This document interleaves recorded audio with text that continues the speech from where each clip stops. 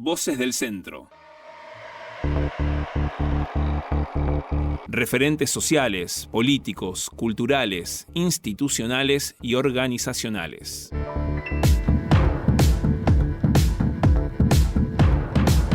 En la región, un nexo desde la radio con la vida de nuestras comunidades. Un nexo desde la radio con la vida de nuestras comunidades.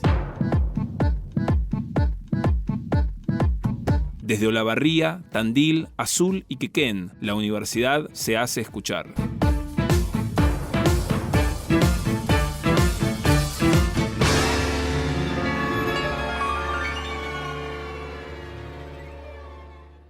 Radio Universidad, FM 90.1. Y ahora sí, le damos la bienvenida a nuestra compañera, la licenciada Soledad Restivo, desde la ciudad de Tandil, que es nuestra corresponsal en el juicio de La Huerta y nos va a contar seguramente lo que ha dejado esta séptima audiencia que se desarrolló el viernes pasado. ¿Cómo estás, Sole? Bienvenida, buen día. Muy buenos días para todos ustedes allí. Compañera, ha pasado una nueva audiencia, ya la séptima de este juicio que conocemos como juicio de La Huerta, el pasado viernes. Y bueno, te invitamos a que nos cuentes entonces qué es lo que ha pasado, ¿no?, en este último encuentro.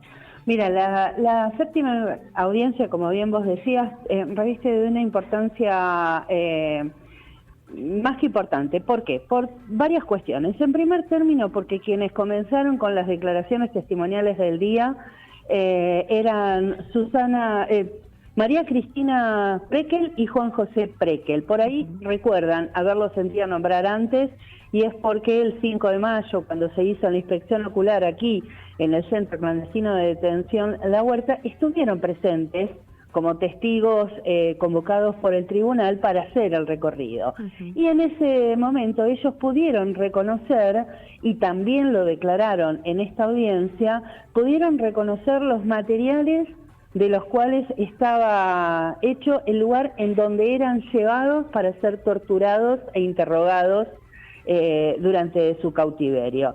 Y se trata de las chapas. Si alguno pudo ver en nuestras redes sociales o en la web de Agencia Comunica, van a ver una serie de fotos en las cuales se ven las dos construcciones de La Huerta, por un lado la casa, pero por el otro lado también la casilla, que era el lugar en donde específicamente eran torturados y torturadas quienes eran desaparecidos en ese lugar. Y eso fue lo que pudieron reconocer. ¿Por qué? Porque cuando los dejaban en el piso, tocaban el material y era esa chapa acanalada que tanto ellos resaltan, tanto durante la inspección ocular como en la declaración del viernes. Lo mismo que el terreno. Recordemos que estaban cegados porque tenían vendas en los ojos y una capucha, pero como cuando uno no puede ver, se agudizan los sentidos, efectivamente ellos podían reconocer el terreno por donde estaban caminando. Claro. Y eso fue lo que reconocieron en la inspección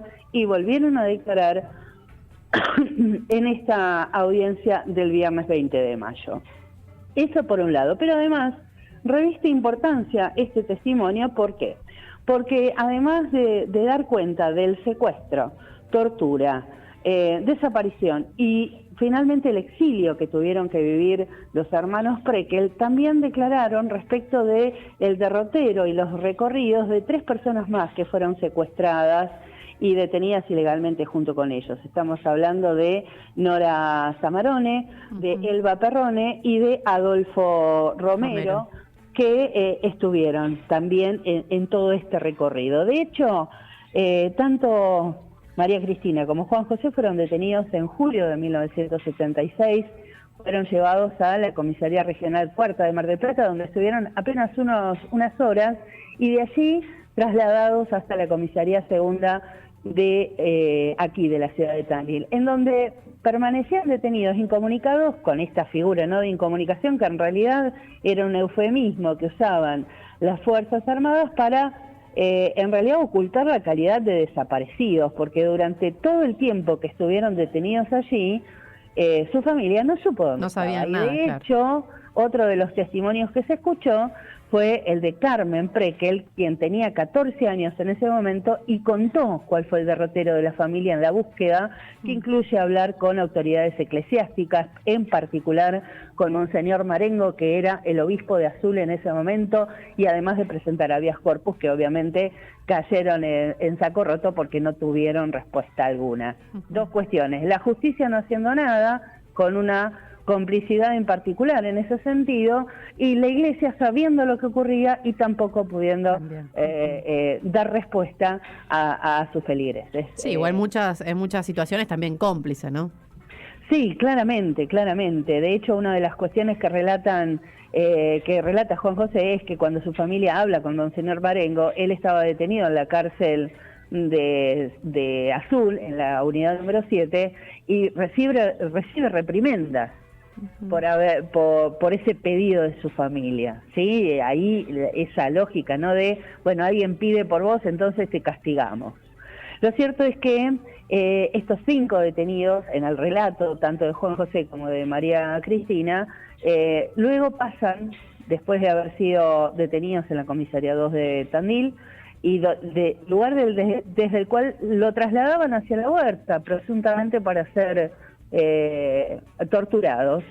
Una vez que termina ese calvario, comienza otro, y es el derrotero de las detenciones bajo el Poder Ejecutivo Nacional, que no cambia diferencialmente la situación de ellos, porque lo cierto es que son trasladados a la unidad número 7, allí las condiciones de detención son extremas, con tortura psicológica, con falta de comida, con mala comida, sin abrigo, en pleno invierno, en situación extrema, por supuesto. De allí, las mujeres, Elba, Cristina y Nora, serán trasladadas a Devoto, donde van a estar detenidas hasta 1979. Y los hombres, estamos hablando de Juan José y de Adolfo, serán trasladados primero a Sierra Chica y luego a la cárcel de Olmos en La Plata, dando cuenta también de el circuito represivo, ¿no? Si nos damos cuenta, pasaban, y de allí la regionalidad de esta causa, ¿no? Secuestrados en Mar del Plata, traídos a Tandil, terminan en Azul, pasan por Sierra Chica y finalmente a las cárceles de Devoto y de Olmos, donde tanto el caso de Juan como de Cristina tiene la característica de que le dan la opción del exilio. Un exilio obligado, por supuesto, de la cárcel directo al aeropuerto, 1 minuto para saludar a la familia y de allí a Alemania, con todo lo que ello implica, ¿no? La soledad, la lejanía de la familia, la diferencia cultural y, por supuesto, la diferencia lingüística, un idioma cerrado como el alemán, casi imposible de aprender, dijeron ambos. Bueno, finalmente terminan viviendo desde el 79 y hasta después del retorno democrático, recién deciden regresar en 1985. Finalmente quiero comentarles 2 cuestiones. Sí. María Cristina termina su declaración diciendo, bueno, diezmaron familias completas, desaparecieron, secuestraron, mataron, y están siendo juzgados por una justicia justa, con un juicio justo y con defensores. Nosotros pedimos memoria, verdad y justicia. Ese fue el cierre de la declaración de ella. Y el de Juan José tuvo una característica en particular. Él, para cerrar su declaración, que recordemos es un espacio de reparación, es un espacio donde las víctimas pueden decir todo aquello que les ocurrió y cómo impactó en sus familias, él decide cerrar su declaración leyendo la directiva que firma en su momento el general Viola, y estamos hablando de la directiva secreta 604, en donde se modifican decretos que se habían firmado durante el gobierno de Isabel Perón para la lucha subversiva, y donde el cambio tangencial en esa directiva tiene que ver con que ya no se iba en contra de las organizaciones, entre comillas, subversivas, sino contra las personas. Y el nivel de violencia de esa directiva secuestra, él dice que efectivamente les habilitaba para matar a cualquiera en cualquier momento con el simple hecho de haber asistido a una manifestación o una panfleteada estudiantil, por ejemplo. Dando cuenta, ¿no?, de lo absurdo y del terror con el cual habían encarado el terrorismo de Estado las Fuerzas Armadas en nuestro país durante la dictadura del 76 al 83. Escalofriante todo lo que nos contás, Sole. Yo iba siguiendo además esta crónica que podemos ver y que podemos leer, y cualquier persona puede tomar contacto a través de Agencia Comunica. Y bueno, la verdad que lo mismo de siempre, ¿no? Una trata de imaginarse lo que han vivido estas personas, pero es imposible, ¿no? Es imposible, e imagino todo lo doloroso que además debe ser volver a revivirlo, volver a recordarlo, pero bueno, también tiene esta sensación sanadora, como solemos decir, y que es tan importante que, bueno, finalmente puedan hablar, puedan dar su testimonio y exigir, bueno, como decía, ¿no?, María Cristina, al finalizar su relato, memoria, verdad y justicia. Tal cual, y de eso se trata, por eso seguiremos cubriendo paso a paso cada una de las instancias que lleve este proceso, que recordemos tiene 116 víctimas, 26 imputados y más de 300 declaraciones testimoniales, por lo tanto falta todavía más de 2 años para que podamos encontrar la sentencia. Así que bueno, pero allí seguiremos. Sí, totalmente. La próxima audiencia, estoy leyendo, entonces se realizará el próximo 3 de junio. Sí, tal cual, el próximo 3 de junio a las 9 de la mañana, también con esta característica, ¿no? De manera mixta, presencial, telemática. No lo dijimos, pero en esta audiencia quien presidió de manera presencial en Mar del Plata fue el juez Luis Imas. El resto estuvo todo de manera telemática, y siempre las retransmisiones se dan en el aula magna de nuestra universidad a partir de las 9 de la mañana, y desde ya el 6 de mayo se puede asistir también a la retransmisión que se produce en la Casa de Investigación y Posgrado de la Facultad de Derecho, que está ubicada allí en la calle Bolívar al 400. En azul. En azul. Claro. Ah, buenísimo. Ahí tenemos entonces 2 opciones como para continuar o para seguir, ¿no?, hacer el seguimiento de este juicio. Sole, muchísimas gracias por esta crónica y por supuesto felicitaciones por todo el trabajo realizado. Nos reencontramos mañana. Tal cual. Nos vemos mañana. Chao, chao. Abrazo grande. Hasta la próxima.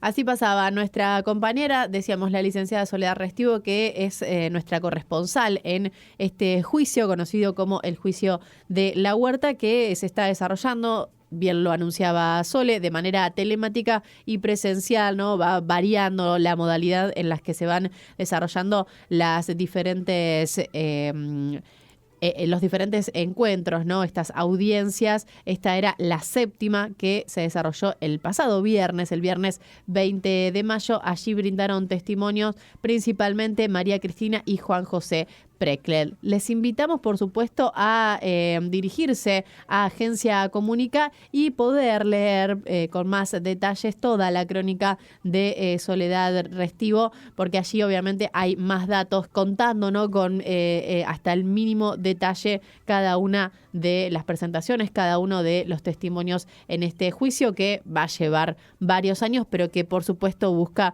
verdad y justicia. 2284-500-200. Envíanos audios o escribinos.